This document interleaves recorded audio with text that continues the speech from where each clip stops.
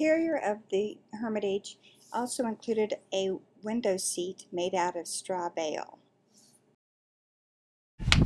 Some parts of this are easier with drier cob than what we've got.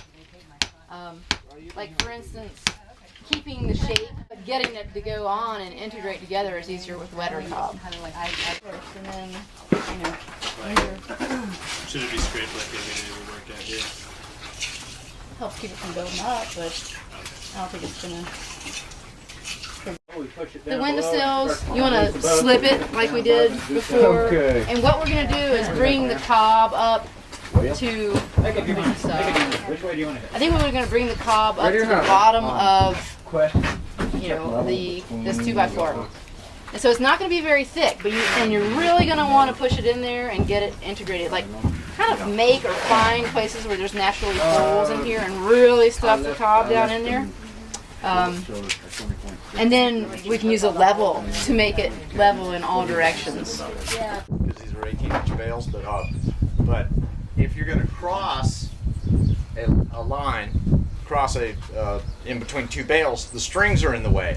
You're going to pop those strings, and it's in the wall. It's best not to release those strings. Now, I have seen it to where they're released, and it really didn't do anything once the wall is all consolidated and packed together. So, it's not the end of the world probably, but we're gonna try not to cut the strings, and I'm gonna use this Lancelot blade on a 4-inch grinder, and this is just it's a chainsaw blade on a little round disc, and it whirls around real fast, and it's very dangerous. You have to let it totally come to a stop. Between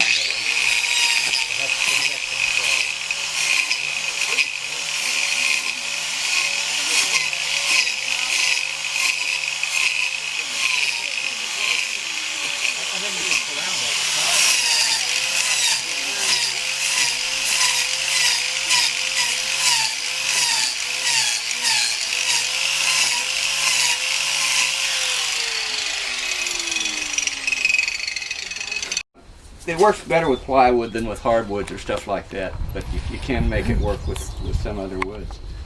So this is going to go, that doesn't quite bend that notch yet, but it'll bend right around there. So you just, it takes a little time to make something like that. You saw a curve just to where it needs about 1/8 of an inch or one ply. Scrape it right along the edge, have it run along the edge of this, and just smooth out the finished coat of plaster right to the same level, so that you will never, this will be disappeared. The only part of this board, the sub baseboard, that you'll see is this face right here that then gets covered over with the baseboard, and the baseboard will come up a little higher than this, so you won't ever see the crack on the plaster there. So what we're going to do here is with cob, any gaps like this, we'll first fill this in with cob. You probably really need to chop the straw for this coat, but for the next coat, if you're putting straw in it, we would really want to chop it. And it won't hurt us to make sure we have some nice short straw. Sometimes you have to put it through a few times to get it as short and fine as you would wish. The more towards the outside finish coat that you're doing, the more times you'll want to put it through the spiner, or you want to chop it.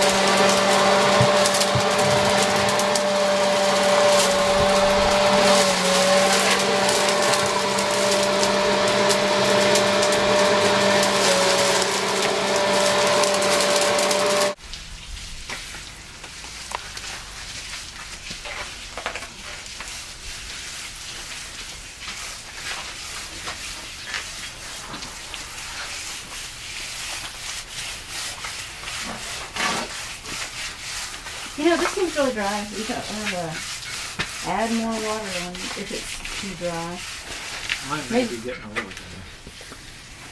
bit. You want like 0.85 or something like that. Yeah. I'm trying to do. Yeah. I wouldn't mind trying a solo with that later. Oh, cool. We get a drink.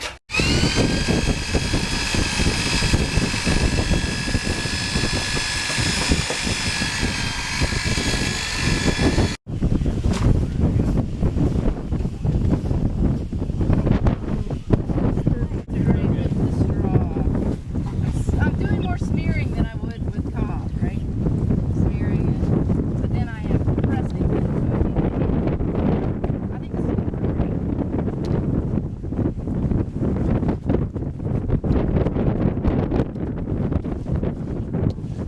See how now it's now I would take another handful, like this big, or maybe a little smaller, and then come back and put another layer on. I just wanted to show you what the idea is. And we're going to go ahead and go over the cob also. It's not, I'm only showing you because the cob is easy to go over. I'm only showing you on the straw because the straw is harder. So, and we're going to try to make it undulating with no big dips or bumps.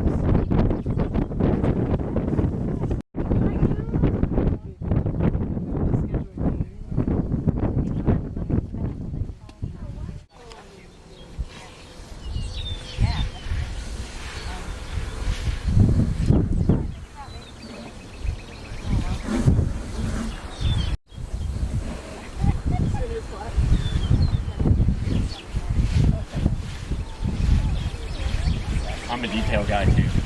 You didn't notice. Yeah, actually, all my life.